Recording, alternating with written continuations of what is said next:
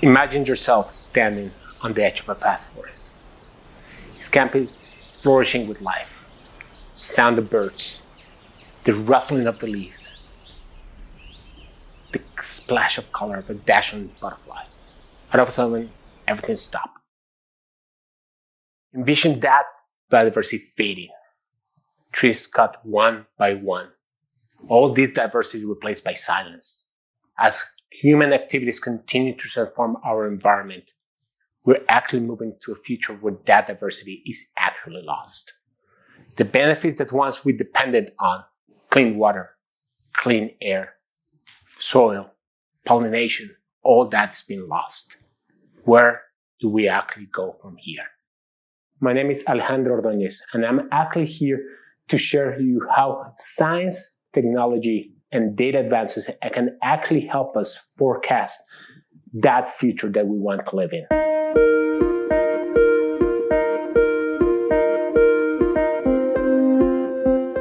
My mission today is to actually show how technological advances and methodological advances are actually allowing us to figure out the future of diversity and project it in a way that we can actually shift from being passive participants of the change to active drivers of that change. I mean that the change in planet is changing at an unprecedented rate. Let's think about over the past 50 years, Earth has warmed faster than any period in the last 2,000 years. And the last decade has been warmer than any period in the last 125,000 years. Let's think about land. About 40% of the land has shifted from being nature to being agricultural urban.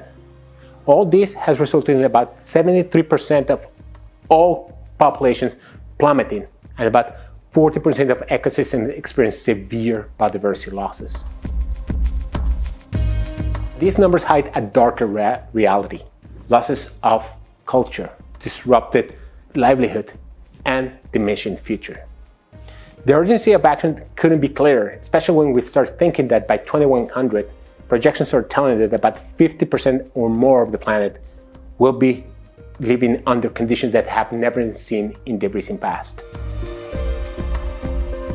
This creates an uncertain future, but here is where our technological advances, our methodological advances, and our data improvement are allowing us to actually forecast those changes into the future. So the question becomes not just how we can actually predict that future, but which future is the one that we want to live in. This is not a small feat, especially when we start thinking about our goal is not just being passive actors of the change. We want to be active drivers of the change, especially when we think about our goals as being nature positive. That means by 2030 we want to actually have stop biodiversity losses, and by 2050 we actually have biodiversity gains.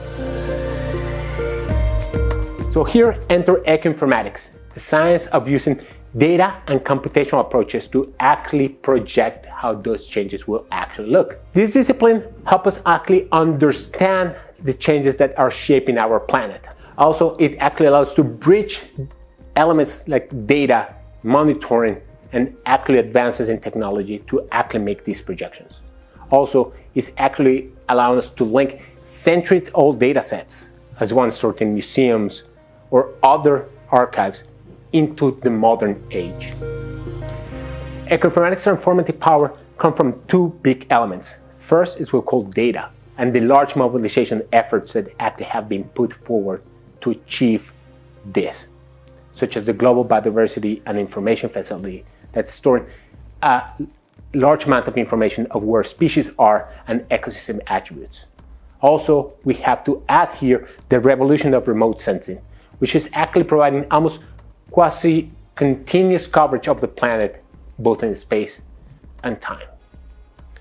Aligned with this, we have revolutions on computing power, both on personal computers and high-performance computers, that is allowing us to actually use this information in ways that we haven't been able to be used before. Using these two advances, Ecoinformatics is allowing us to actually create a very diverse toolbox. This toolbox contains approaches and different methodologies that can be grouped in different ways. Here I have grouped it in two different ones. One that I call statistical dynamics, that actually focus on those statistical relationships between elements of our ecosystem. Second, what I call foundational principles in ecological theory that are actually based on our current understanding of how nature works. By examining these two different approaches, we can better understand how data and different components and different advances in technology can allow us to predict where nature will be and also forecast the kind of a planet that we want to live in, one that is thriving for people and for nature. Let's focus on the first group of tools, what's called the statistical dynamic toolbox. It's actually focused on trying to link the interactions between environment and biodiversity. It's trying to put them together so we can actually create forecasting models of the future. It does so using data-driven models and the relationship between them. And while the list of models actually can be encompassed in this particular toolbox is large, I will focus on three specific ones. The first one is going to be species distribution models. These models are used to predict where species are likely to be now and into the future. This is done essentially by combining two groups of information. On one hand, we have what we call species occurrences that tell us where species are. And on the other hand, we have what we call environmental information that tells you which conditions these species are actually living in. By combining these two, we're actually creating a series of models that actually provide us tools to actually forecast and predict two things: where species are likely to be today and where species are likely to be into the future. Answers to these questions are essential for biodiversity management and conservation questions, because it actually provides us tools to figure out the distribution of nature and the distribution of biodiversity under current conditions and into the future. Let me give you an example of how species distribution models can actually be used to forecast ecological change. In 2004, Chris Thomas published a seminal study evaluating the extinction risks due to climate change. It actually provided a staggering statistic. About 37% of the species are at risk of extinction. This number is even higher when you think about groups such as mammals or plants. Actually, in my own work, I have used this approach to actually look at this change in a different perspective. Think about how fast do plants move in comparison to how fast their suitable environment is actually moving. And actually, I show that for North American tree species, over the last 16,000 years, they're actually moving at a slower pace than their suitable environmental space. But species distribution model applications go beyond academic exercise. Are actually using today for policymaking and conservation efforts. They actually are providing actionable insights of what to protect and where to protect it. And actually it's informing decision making on the key decisions to make if we actually aim to safeguard biodiversity for future generations. While species distribution models are very useful tool, they come with limitation.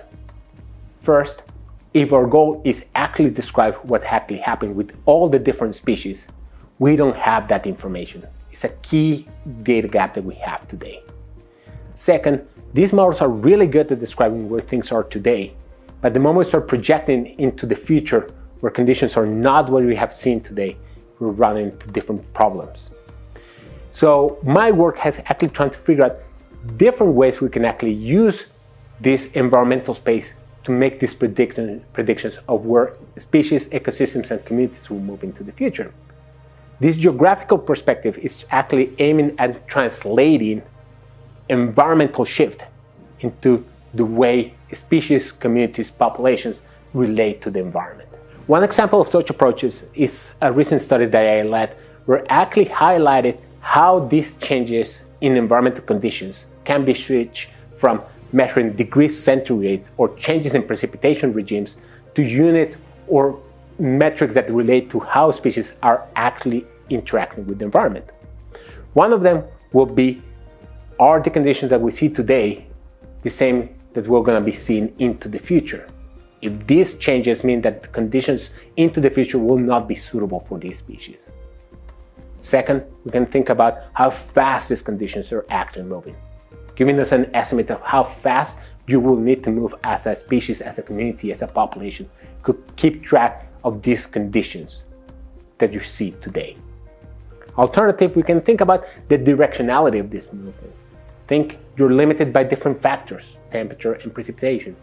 And if you want to track your water limitations, you have to move downslope. But if you actually want to keep track of your temperature limitation, you have to move upslope. These discordance will actually create a problem for different species. So using this, I created wall-to-wall maps of environmental change, not by 2100, but also looking far into the future, going all the way to 2300, and showcase that up to close to around 2100, we're going to be seeing that a large proportion of the planet will be actually novel. Close to 90% of the planet will be moving faster. 70% of the planet will be completely novel in environmental space. About 60% of the planet will have this disruption of the climatic regimes that we see today. Another way we can actually think about how we can actually do this forecast is take what we call not a spatial explicit approach that think about changes in the space, but we call spatial implicit approach, where we think about what are the relationship to different variables. This is what we actually are calling the macroecological toolbox. Macroecology examines these large-scale patterns and try to come with the generalities of them.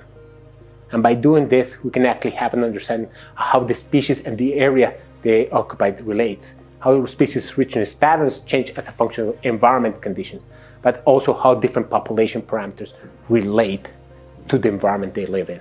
Using this approach, the first global assessment on biodiversity and ecosystem services done by the IPBES community came with a staggering number. Close to 1 million species are actually at risk of extinction. They did that by comparing the proportion of species that are actually at risk, the number of species that we know for that particular group, and getting a proportion of those species that could be in the future projected to be at risk.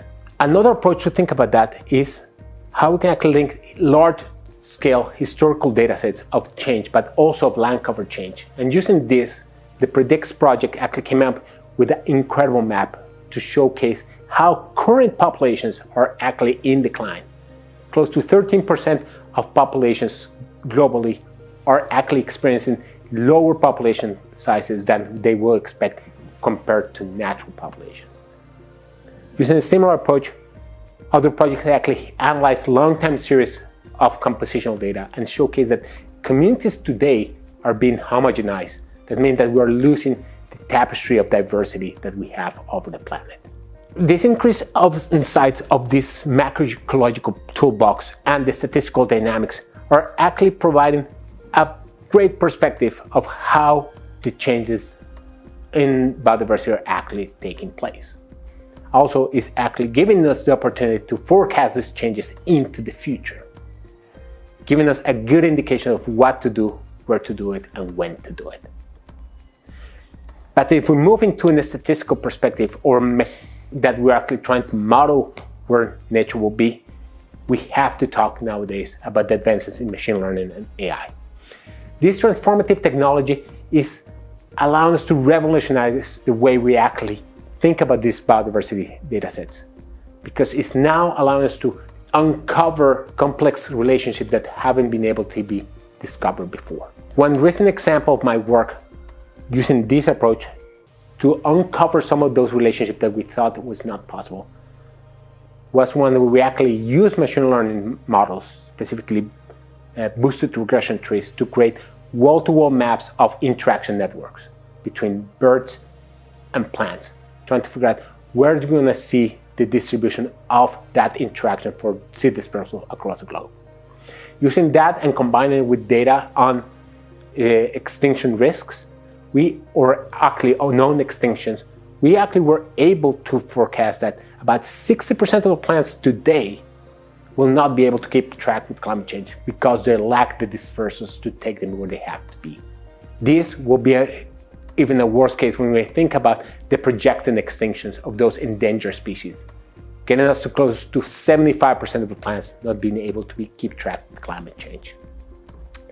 All this insight that actually machine learning is actually giving us is actually enhancing our understanding of the devastation and rippling effects of biodiversity decline on ecosystem functions and our relationship with nature. Ecoinformatics is elevating the way we actually integrate or relate information to make predictions. This predictive capacity is providing us conservationists, practitioners, policymakers with incredible tools to forecast what should the future of nature look like. By revealing these hidden patterns that machine learning actually allows to forecast, we're actually being able to manage some of that uncertainty that past models were not able to convey. But while statistical dynamics have been very powerful to forecast and predict what we see today and give us a glimpse into the near future, to really forecast into the far future, we really need to understand what are the mechanisms behind these interconnections in nature. And here's where that second group of methods that I spoke before come in. This foundational mechanistic perspectives come in. We need methodologies that are actually grounded in what they call first principles. That is a good understanding of what is actually linking biodiversity and the mechanisms that we actually know are driving these changes. One of these approaches is what we call dynamic global vegetation models that are foundational to the way we actually model our climate systems. These are sophisticated models linking the interaction between air, climate, soil, species to make a prediction of what will be the vegetation that we will see in a place, but also dynamics in that vegetation, such as carbon dynamics, that are essential for our understanding of what would be the potential mitigation of climate change by changing certain attributes of the environment. Another approach we can actually think about this mechanism perspective is what we call agent-based models. In agent-based models, we're actually thinking about nature not as a whole, but as a collection of individuals interacting with each other, each one of them having their own capacity and their own reasoning. By doing this, we're able to actually create sort of interactions that we're not able to see in those statistical dynamics perspective. And by doing this, we have shown that integrating this intrinsic interaction between individuals allows to actually have a good forecast of how environments will change and the response to changes in environmental conditions for different groups of individuals. Another way we can actually think about this mechanistic perspective is what we call digital twins. These digital twins are actually digital representations of the reality that we live in. This could be used either in engineering to create a digital twin of a physical object, but we're actually now using it in ecology to create digital representation of the ecosystems that we live in.